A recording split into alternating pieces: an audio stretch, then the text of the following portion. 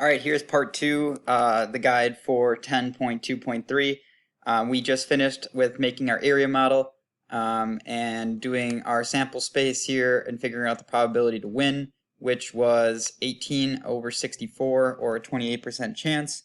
And now we're going to go into a little bit of conditional probability here. And so we have when Nick came home from the fair, he told Zach that he had won some money in the double spin game. Knowing that Nick won some money, what are the chances that he won $100? And so this is conditional because we know he won, but now we're going to figure out, like, knowing he won, what's the chances he won $100? And so the way we do conditional probability is we take the we know he won, so we're going to take the probability. The denominator of our fraction is going to be just the probability of winning, 18 out of 64 from the last problem. And then that's kind of like our new sample space, is that 18 out of 64, because that's the chance for winning. We know that's what he did, is we know he won, but we don't know how much he won. And we're going to put that over the chance that he won $100, which is 1 in 64. So we're going to take our total chance of winning is on the bottom, and our chance of winning $100 is on top. And we have this weird mixed fraction now, or two fractions being divided. And when we did this yesterday, I talked about keep, change, flip. And so I'm going to keep the numerator and change the division to multiplication and then flip the denominator. And what that's going to give me here, if I could scroll up, is 1 over 64 times 64 over 18. Multiplication instead of division, flipping the denominator. 64 is going to cancel with 64. This becomes 1 and 1. And what you end up getting is 1 over 18 is the probability. If you know he won, if you know he won the game, you have there's a 1 in 18 chance that he won $100 from the game. Okay, again, just another example of conditional probability, putting over, our new sample space, the total probability of winning over just the probability of winning $100. And we're going to kind of see that a little bit more. The second one, or for C here, it says we want to make a two-way table that shows the probability for the double spin game. I'm going to leave that question in here, although I'm not going to do it myself. If you want to give it a try, see what your two table will look like. I'll make sure to give it a look on that lesson. I just don't want to take the time here to do that in this video. It's just not something I see is super crucial. But I do want to talk about D, a mathematical way to represent the conditional probability. And we have this here, which is, they're saying PA given B, so that's how they kind of represent conditional probabilities when you're given something. And they say that that's equal to PA and B over just PB, which is like, which is really what I was just saying, the probability, the total probability of the thing happening over the probability of that one specific thing happening. So in our case, we would say, like, A is winning $100 and B would just be winning, like winning the game, not winning the specific $100. And so that's, you can see, like, we're A and B because B is winning and A would be really like $100, winning $100. So you would win $100 and win over the probability of just winning. And when we look at what that is, the probability of winning, just winning, was 18 over 64. And then the probability of winning $100 was 1 over 64. And when we did the keep, change, flip, that gave us that 1 over 18. It's just a different way to write it.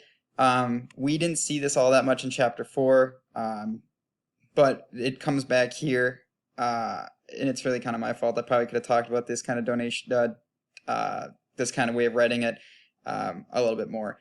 But really, yeah, it's just saying the probability of A and B happening over the probability of B happening. And like in our case, A and B would be winning and winning $100, and B would just be the probability of winning, and that's how you can set up the thing that looked exactly like we did. I'm going to move on to 96 in hopes I can get it done in this video, and it's just a problem that I really like to do. And so Shauna has a bad relationship with the truth. She doesn't usually tell it. In fact, whenever Shauna is asked a question, she rolls a die. If it comes up with a 6, so if she rolls a 6 on her dice, she tells the truth. Otherwise, she's going to lie. All right? If Shauna flips a fair coin and you ask her how it came out, what is the probability that she says heads and is telling the truth? All right, we're going to choose a method. I'm going to do more of an area model here. That's what I have set up on the next slide. So again, we're going to look for the probability that she says heads and is telling the truth, because she might be lying when she says it, so we're going to look at that probability. All right, here is my table. We have truth and lie, and there's a 50% chance she's telling the truth. There's a 50% chance she's telling a lie, just straight up. And then in terms of rolling a dice, it's just like any kind of dice probability. She has a 1 in 6 chance to roll a 1, a 1 in 6 chance to roll a 2, 1 in 6 for all of them, because that's just how our probability of a fair dice works. All right. And I think actually, one second, editing and change it. It shouldn't have been truth and lies. It should have been heads and tails, because I forget she is flipping a coin here. She's flipping a coin and then she's rolling the dice to see if she can tell the truth or if she's going to lie about it. Now I'm going to do a little bit more editing magic, and I'm going to fill out this area model. Again, I'm just going to be multiplying in here. So like 1/2 times 1/6 gives you 1/12. And I'm going to edit this. They're all going to be 1/12 because it's all the same thing if you got heads and did it, or if you did tails and did it. Area model is filled out. Everything has a 1 in 12 chance, so tails and a 1, tails and a 2. They all got a 1/12 chance just from doing the area model and multiplication. And we should be able to answer this part of the question now. So it says, what is the probability that she says heads and is telling the truth? Well, we have to look at heads.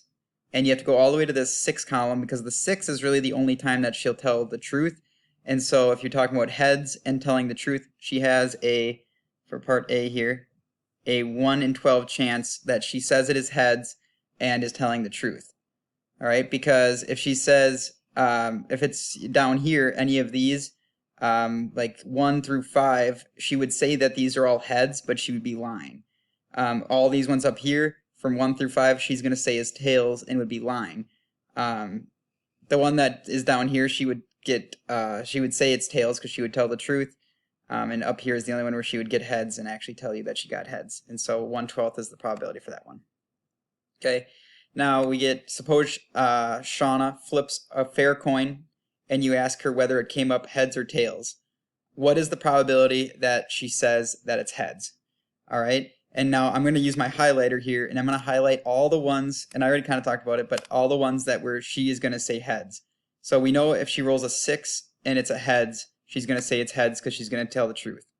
All right. She's also going to say it's heads here, here, here, here, and here, because she's going to lie about it.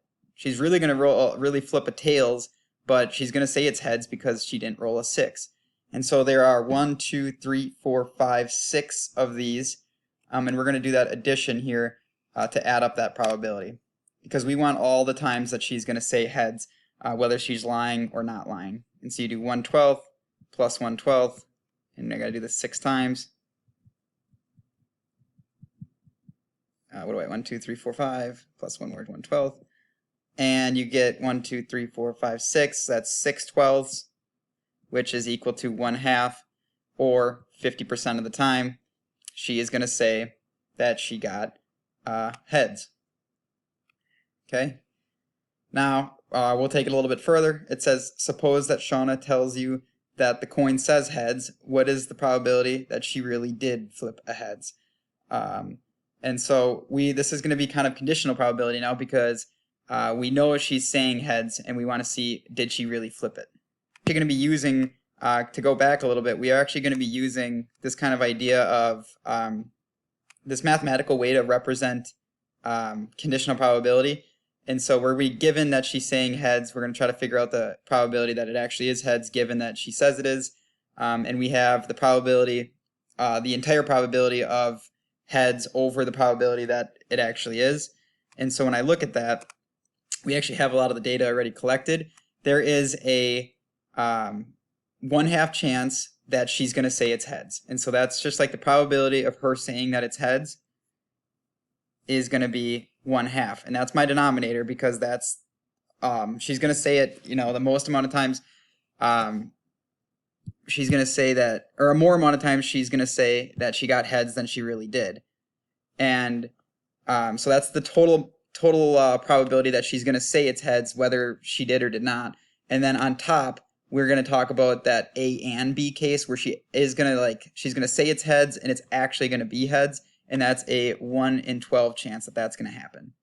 And so you have, again, the top part is just the probability. It's that and A and B because it's heads and telling the truth. And this is just the probability of getting heads.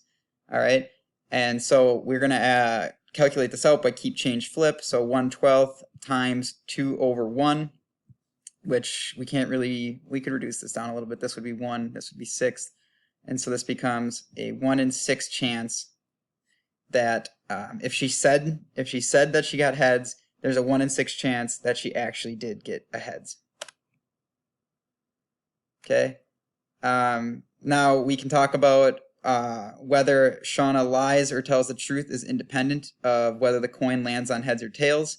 And to do that, again, we're going to just kind of look at the probability and see if those two probabilities given and not the information given and the information not given is the same. Because if it is the same, they are independent. If it's not the same, then they are associated.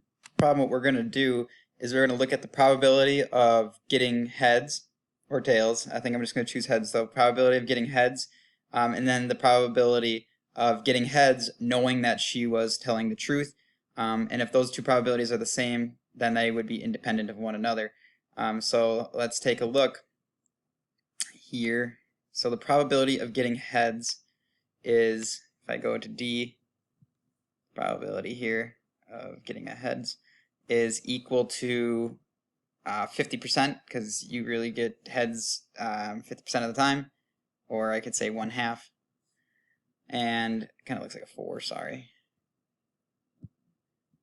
Now we're going to look at the probability of getting heads given you know that she is telling the truth.